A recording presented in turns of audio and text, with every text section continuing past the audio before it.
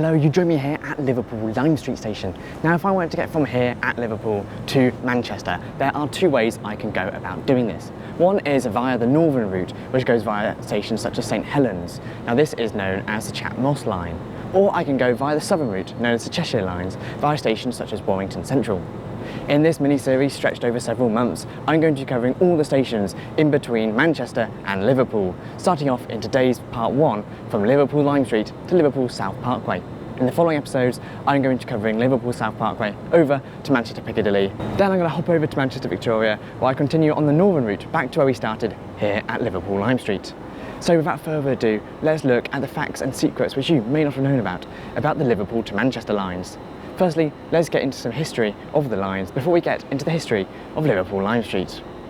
So yes, the Liverpool-Manchester lines are the two ways to get between Liverpool and Manchester by train, although there were once 4. As aforementioned, the Moss northern route and Cheshire Lines southern routes are the only 2 surviving today. As we're starting on the southern route, I'll be looking at that today, and we'll go in detail on the northern route a little later into the series, so do make sure you subscribe for that. The southern route, known as the Cheshire Lines, was opened in 1873 by the Cheshire Lines Committee between Liverpool Central and Manchester Central, who also constructed the line between Manchester and Chester. The line was built via stations such as Hunts Cross, Warrington Central and Allerton. Both Liverpool and Manchester Central stations eventually closed, with services instead terminating at Liverpool Lime Street, Manchester Oxford Road or Manchester Piccadilly, although originally the Merseyrail network was supposed to be extended as far as Warrington, not Hunts Cross, although that never materialised. The line is completely diesel, although it is priority for electrification, despite no date for this work to be completed as yet. Currently, 3 trains an hour use the southern route in each direction, 1 northern stopping service, 1 East Midlands Railway and 1 Trans-Pennine Express service, with northern running an additional service from Warrington once an hour towards Liverpool, and a few trains a day between Warrington and Manchester Oxford Road. The line has seen some recent developments, including several new station openings since the 1970s, including Haleswood, Liverpool South Parkway and Warrington West, which opened in 2019. Journey times between the 2 cities are around 50 minutes to an hour, with a distance covering 35 miles. Now though, let's look at the first and one of the most important stations on the route, Liverpool Lime Street. Now Liverpool Lime Street is of course one of the most recognisable stations here in Britain. It is an incredibly grand station. I mean, just look at the canopy here behind me. It is also one of the oldest termini stations in the world, opening in 1836. The station was designed by John Cunningham, Arthur Home and John Foster to replace the former Crown Street and Edge Hill stations, which are too far from the city centre. The station is built from a vast cutting which, even in today's standards, would be very difficult to construct, let alone in the 1830s. The station originally was built with no roof and a great sandstone building, however this was quickly deemed to be too small and was replaced by a new building with 2 magnificent vast arched train sheds constructed in the 1860s, with the station's entrance being one of the most recognisable in the country, with one of the train sheds having a British Rail double arrow on it. The old Northwestern Hotel building survives today as part of the station, and the Wetherspoons. It was built in 1871, serving as a university accommodation from 1996 until 2018, when Radisson confirmed that they would be returning the building into its original function, as a hotel. The station itself was the first site of the mail train, which the Royal Mail Post Office formerly ran. The station was electrified in 1959, with electric services commencing from 1962 towards Crewe. The station's platforms 10 and 11 were removed in 1965, with direct intercity services commencing from 1966. The station saw the last ever British Rail mainline steam journey from Manchester Victoria, arriving at 7:58 p.m. in 1968. The station is technically a 2-in-1, with there being 2 stations on site, the high-level and low-level stations. Technically, the low-level station is completely separate from the high-level, and is a completely separate station, according to the National Rail Database. The introduction of the Merseyrail network in 1977 led to the closure of 4 former Liverpool and Birkenhead termini stations, allowing for through services around a loop to Lime Street, with stations closing such as Liverpool Exchange and Liverpool Central. The station saw new traction in 2003, when the first Class 390 Pendolinos began in the high level from Liverpool to London, being able to rapidly reduce journey times thanks to the tilting function, and superior acceleration to the previous Class 86s, 87s and 90s. The station has seen several refurbishments, including in 1984, with the cost of £7.4 million, opened by Princess Anne, as well as in 2007, when the station was given a £35 million refresh as part of the European Capital of Culture, with improved frontage and a new plaza built outside the station. Inside, comedian Ken Dodd and Bessie Braddock have had their statues installed during 2009, with the platforms 1 to 5 being fully refurbished 6 years later. Recently, the station has undergone major works, including electrification being completed between Liverpool and the line to Wigan via St Helens in 2015, with a new Trans-Pennine Express service to Newcastle being launched from the station. The station has also suffered major wall collapses, including in 2017, with the cutting between Edge Hill and Liverpool collapsing. Instead, services terminated at Liverpool South Parkway or Runcorn until the cutting was repaired. The biggest upgrade since the turn of the millennium has been in 2018, when the station was completely remodelled as part of their £340 million programme to upgrade signalling systems, install new platforms and extend platforms to accommodate longer trains. The former cab road, in between the current platforms 6 and 9, was turned into new platforms, taking the total to 11, although 10 minus the abandoned platform 0. Signals on the platform were also improved to allow drivers to see signals more clearly, and departure speeds were increased to 25 miles an hour thanks to new overhead line equipment being installed. Control of the signalling system was also transferred from Lime Street to Manchester.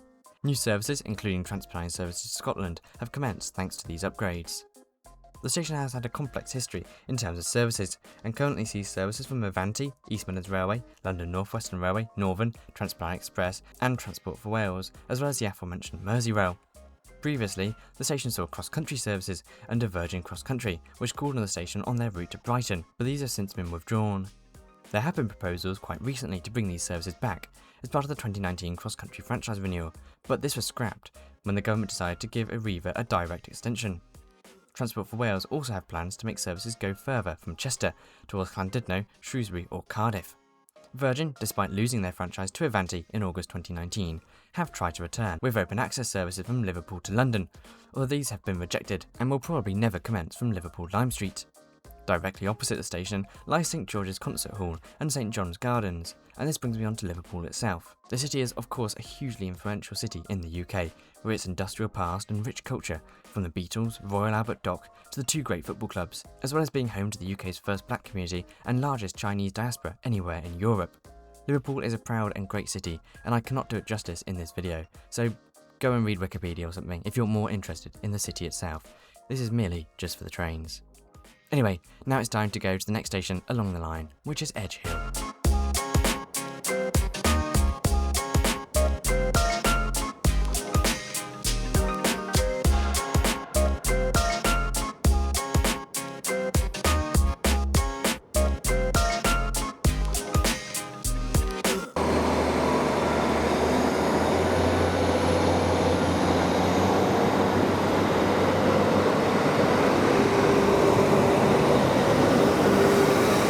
Well, hello, welcome to the first station out of Liverpool Lime Street. This is Edge Hill Station.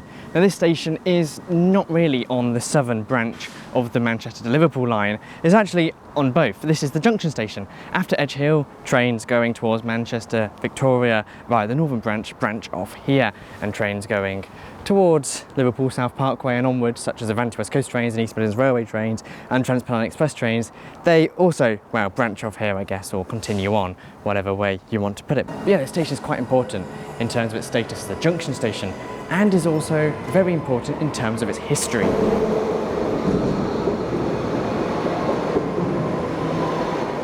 So yes, Edge Hill Station is actually one of the oldest stations in the whole of the world. It was opened in 1830 originally by the Liverpool and Manchester Railway, with the original station located in a deep cutting just to the southwest of this station. So this station isn't actually the original station, but there's been a station on this site, or nearby this site, since 1830. This station, I believe, dates from 1836, so it's still really old, and that's when the line was dug out and continued onwards towards Liverpool Lime Street. Now the station has 4 platforms, with the buildings, as I said earlier, being dated from 1836, being some of the oldest continuously in operation station buildings anywhere in the world. The station building platform 1 and 2 is currently used as an art centre by a company called Metal. To the west of the station there are 2 tunnels which run towards Liverpool Lime Street, but one of them is actually called the Waterloo Tunnel, and this is abandoned. I'm not too sure where this goes to, or well, where it used to go to, but no tracks run through here. The other one is the main tunnel and cutting all the way through to Liverpool Lime Street, which was built in the 1830s, and it's just incredible. How do they build a cutting that deep and that wide? And it's just an incredible piece of engineering. Now Alstom have a train care depot here for their class 802s and class 390s, while GBRF also have some sidings here where they do freight work. The station itself has a sort of, I don't really know how to describe it, an eerie, desolate, abandoned feeling. It's quite well kept when you're near the station building, but when you walk away from the station building, it's just sort of platform and that's it. There's another train enthusiast over there actually, because this station's quite good. You get so many trains and most of them pass. I believe the station gets 3 trains now in each direction, maybe 4, but yeah, it's quite good for passing trains. Literally, as is about to be demonstrated behind me by this pair of TPE class 185s. I think here, just in front of me, is an old bay platform. I can't really confirm that, but I mean, if you look at it, it looks as though there should have been a track running through here, or 2 tracks.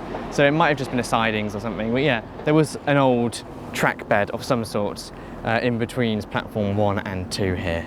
I'm not sure, I've only just worked this out now, but it seems like platforms 1 or 2, where I am now, are for trains which are going on the northern line between Manchester and Liverpool, and trains on platforms 3 and 4 are either going on the West Coast Main Line down to Euston or on the southern line towards Manchester Oxford Road and Manchester Piccadilly. I'm not sure how it's taken me this long to work that out, but I believe that's the case. Don't quote me on that though, but it seems that the way that the trains are passing through, that's how they do it. And apart from that, there's not too much to add, but what there is to add is this TPE 802, are they? 803? I can't remember, 802 I think. On its way towards Newcastle. Now that will go on the northern route towards Manchester to Manchester Victoria, which has been electrified now. But yeah, this station there's not too much to say about it, apart from the fact it's one of the oldest in the world, which is a really, really cool fact. Now though, it's time to take a train to the next station along the line of Mossley Hill.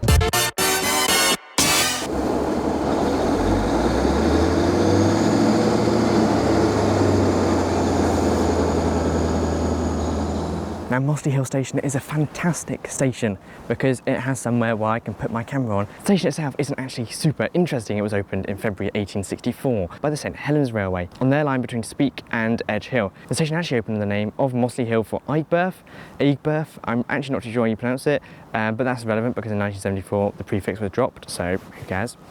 Now the station is actually, well, quite interesting in terms of what's near here. The actual station itself is just a 4-platform station, 2 island platforms. Most of the trains pass through, although once an hour a London North Western service goes to Lime Street and New Street. I don't know why they stop here, but why not? And also Northern call here half-hourly on their services between Manchester Oxford Road and Liverpool Lime Street. And there's an announcement which has just interrupted me, and I'm a bit annoyed. As I was saying, anyway, the station isn't super interesting. What's interesting is what's around the station, and that includes 2 disused stations. Now, the 2 stations were Sefton Park and Wavertree. Sefton Park closed in 1960 and Wavertree closed in 1958, primarily due to low passenger numbers, but also it was convenient that that was the time when the line was electrified, so it was quite easy just to demolish the station, and wow, both stations are completely demolished. Apart from, I believe, at Sefton Park, the station building is still there. It's a closed DIY store. I'll upload an image from Google Maps on it. Now, in 1891, the line here was quadrupled, which meant that the station was rebuilt to have 4 platforms, all of which I believe are in use. More announcements. There is a train, it's an Avero. Here you go.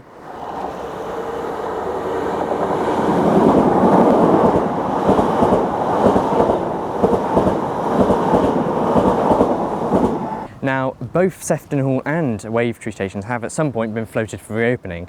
The one that's got the most traction is Sefton Park because of its location to Penny Lane. Now obviously that's quite a good tourist attraction and the station would probably get quite a lot of usage, especially if it was called Penny Lane, which in some cases it has been. It's also been proposed to open as Smithdown Road, Greenbank Park, or Sefton Park once again.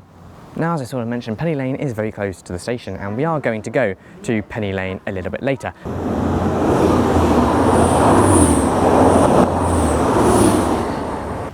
Now, apart from Penny Lane, the station is also nearby to Sefton Park and Sefton Park Palm House. The park itself is the largest park in Liverpool, and the Palm House is one of the largest palm houses in the UK.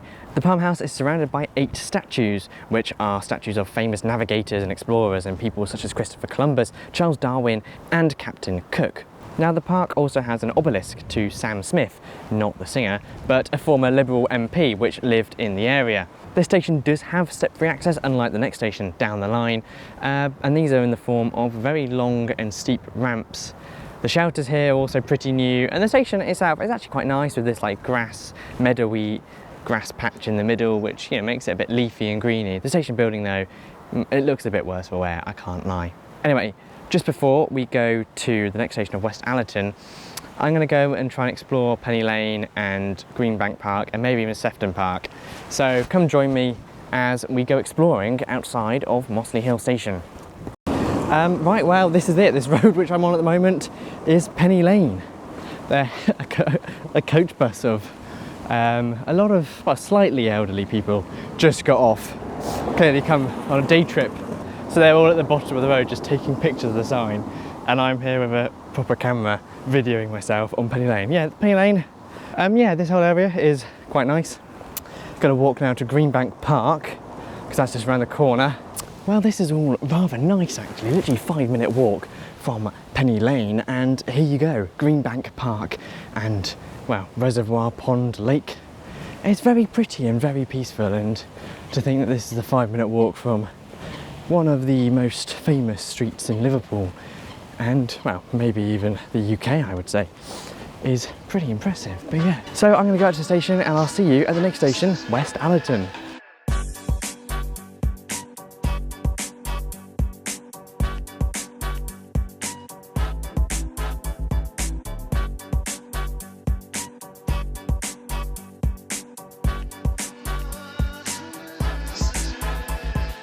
Well, hello from the penultimate station in today's video of West Allerton.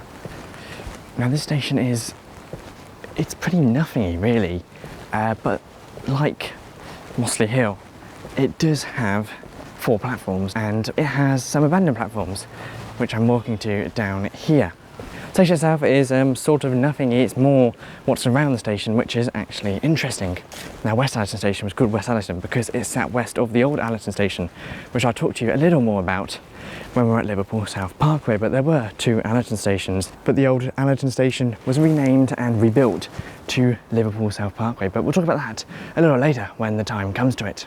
Now West Allerton sees the lowest amount of trains stopping at the station between Liverpool South Parkway and Liverpool Lime Street. It is literally only the northern services between Manchester Oxford Road and Warrington Central towards Liverpool which call here. So it still gets 2 trains an hour in each direction, but even Mossley Hill gets more because of the London North Western services which stop there. The station is, yeah, pretty basic, no step-free access. Unlike Mossley Hill, there are stairs up to the ticket office, which we'll go and have a look at in a second. The ticket office is, well, run down. It's looking a bit sorry for itself, the outside of it. Well, I have no idea if it's authentic or not, but there was a really old British Railways totem pole sign on the front of the station. It looked very faded, so it could well be original. And I believe the station was built in around the 50s or 60s when that station sign was still being used. Well, I can tell you for sure what are original British Rail signs. The station signs here for the indication of the platforms. They are very, very British Rail 1970s, 80s.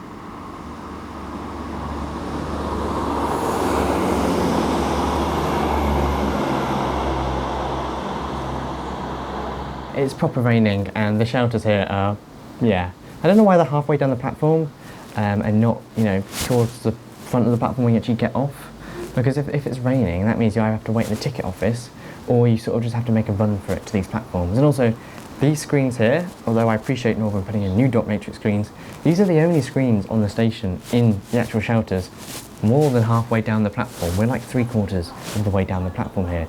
It just doesn't make much sense to placement these. I don't know why there's not anything in the station building. Now the station opened in January 1939, which is after Mossley Station opened. And the station is, well, yeah, pretty basic really. Now the only interesting thing really about the whole area of West Allerton is what is nearby to it, because Paul McCartney's childhood home is just about a 14-minute walk from the station. Chances are this was Paul McCartney's most local station. He probably used it to get into the city centre, which is kind of weird to think about, that one of the most famous musicians of all time, this was his local station. His house and John Lennon's house are all, you know, within a 20-25 minute walk of the station. Both houses are grade 2 listed, but Paul McCartney's house doesn't have one of those blue plaques, because apparently to get a blue plaque you have to be dead for more than 20 years or be aged over 100, which Paul McCartney obviously isn't. The station itself is also closest to Otter's Pool Promenade, which apparently offers a very nice view across the Mersey to Bromborough and the Wirral, at least according to the Google reviews of the location. Someone's going to tell me in the comments here, but it seems that at West Allerton The trains do use all 4 platforms, so you can get a train from all 4 platforms if you wanted to. Now obviously West Allerton sees 4 trains an hour, 2 in each direction. Now one of those 2 in each direction use these platforms, platforms 1 and 2. And then the other trains for that hour use these platforms, platforms 3 and 4. And I have no idea why. I don't know why they alternate. Why do they need to use, well, one set of trains use platform 1 and 2, and then the next set of trains use platform 3 and 4. I don't know, somebody tell me in the comments please, because it is weird. I guess it means that all 4 platforms are still regularly kept in use. That's about it for West Allerton Station though. There's not really much here. So in the meantime, let's go to the final station in today's video of Liverpool South Parkway.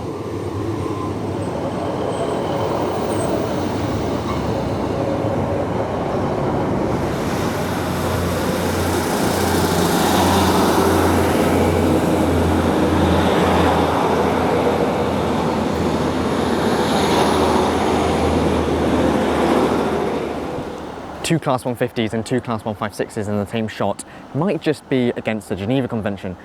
But regardless of that, I'm here at Liverpool South Parkway Station, which has a pretty interesting history. The station opened on the 11th of June 2006 and actually replaced 2 stations because it is a major interchange station between National Rail trains, Merseyrail trains and buses, with a direct bus link to Liverpool John Lennon Airport, which is somewhere around here, I don't actually know where. There goes that 150 though, bound for Liverpool. And it's just started raining. Wow, pathetic fallacy. Anyway, yes, Liverpool South Parkway Station actually replaced 2 other stations. These were Allerton Station, which are the mainline platforms, which I'm on now. I believe this is the site of Allerton Station, and also Gorston Station, which was on the Merseyrail network. Now, if I have time, I will go to the old remains. If not, I'll put a picture from Wikipedia up now. But we will go over to the Merseyrail platforms, which are part of the Northern Line, which are just over there. But yeah, this station is quite a cool station. It's very modern, and yeah, it has quite a lot of services as well. It's served by Transparent Express, East Midlands Railway, Northern, as you just saw, London North Western Railway and Merseyrail. Now the station platforms here are short because just behind me there is Allerton Junction. Now this is the junction where services branch off towards Manchester via the Cheshire Lines or the South Manchester line. Or you can continue straight on the West Coast Main Line down towards London Euston and Birmingham New Street and whatnot.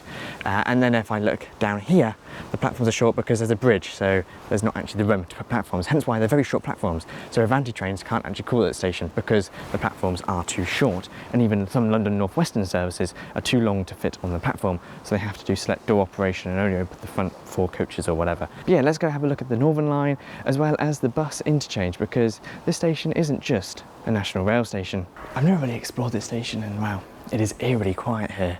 I feel like I'm the only person in the station itself. And I know I did just say that Merseyrail wasn't part of the National Rail network, or I hinted at it. I know that technically it is, but in my view, Merseyrail is a completely different sort of network. So that's why I said that Merseyrail was not part of the National Rail network. I know it is.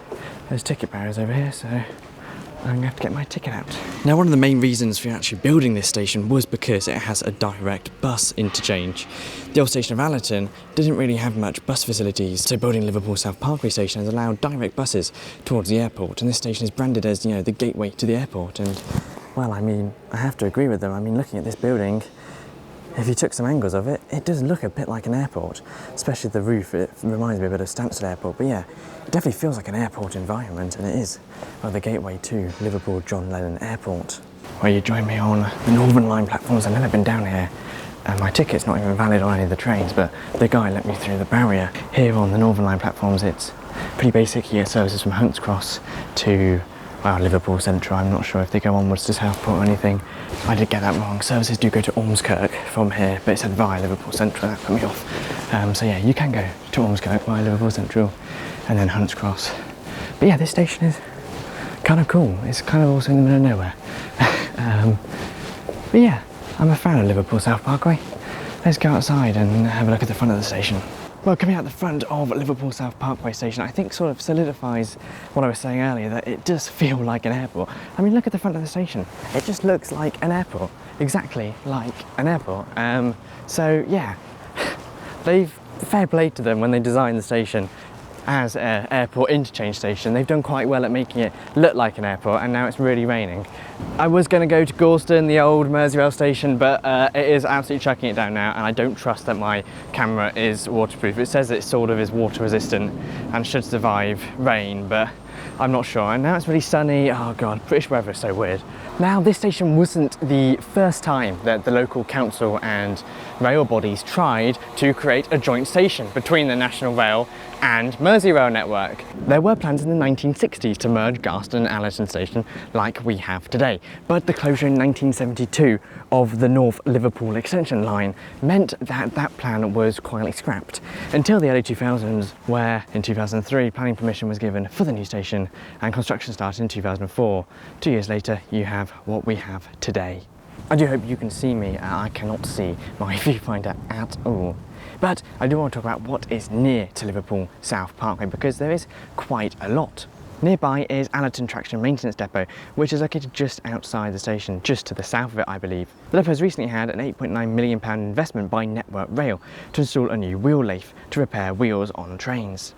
The depot formerly housed Merseyrail's Class 507s and 508s until Kirkdale Depot opened in 2006. Since then, the station was used by Virgin Cross Country for wheel turning its units, but bar this, it saw little usage until March 2011, when Network Rail purchased the station and leased it to Northern Rail to use for their Class 150s, Class 156s and Class 323s. Since then, Class 319s, 769s, 331s and 195s have all called the depot home, and the depot is still used for wheel lathing to this day. Now, as I said at Liverpool Lime Street in 2017, Liverpool Lime Street suffered a closure due to a wall collapse between Edge Hill and Lime Street, and that meant that a lot of services terminated here, but the platforms are too short to accommodate some of the longer trains, such as the Virgin trains. Oh, that is very loud. As I was saying before I got rudely interrupted there, basically what happened is a lot of services had to terminate at Liverpool South Parkway Station, or Runcorn. Now, the services that terminated at Liverpool South Parkway Station had to be quite short because the platforms here are quite small, as we've already discussed. So instead, platform 4 just behind me was extended temporarily to allow for some longer trains, such as Virgin trains, to terminate at the station. That is quite cool. That noise, I don't know if you just heard it, but that was the points moving. That was quite loud though. So platform 4 was temporarily extended to allow for longer trains to cool, but this was reversed when Liverpool Lime Street was reopened. Now, the station is an incredibly green one, built with lots of solar panels and a 700,000 litre rainwater harvesting system, with the roof made of recycled aluminium. Heaters retained in the bus station section by only opening the doors when a bus is present, with the station being awarded Network Rail's Environment Award in 2006.